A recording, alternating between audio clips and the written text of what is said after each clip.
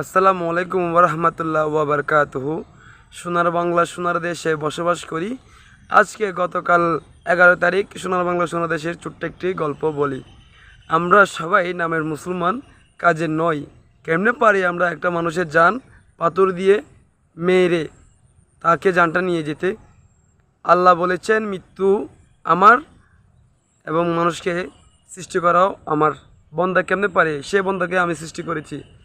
আপনি একটা মেরেছেন, দুইটা মেরেছেন, কেমনে পারলেন ভাই তার মুখের উপরে এই পাথরটা ছুঁড়ে মারতে? সে মানুষটির জায়গায় আপনি হলে আপনি কি করতেন?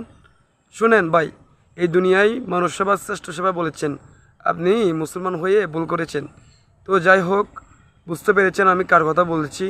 তার একটি শিশু ছেলে আর একটি যুবতী মেয়ে, কী হবে তাদের? আমার ভাইয়ের এই জিনিসটা দেখে আমি বাসা হারিয়ে ফেলেছি, কী লিখবো জানি না। আসলে আমার খুব দুঃখ লাগছে, তাই দুঃখ প্রকাশ করতে আমি আজকের এই ভিডিওটি আপলোড করেছি। ভালো থাকবেন, ততক্ষণ পর্যন্ত দেখা হবে নতুন কোনো ভিডিওতে। আসসালামু আলাইকুম।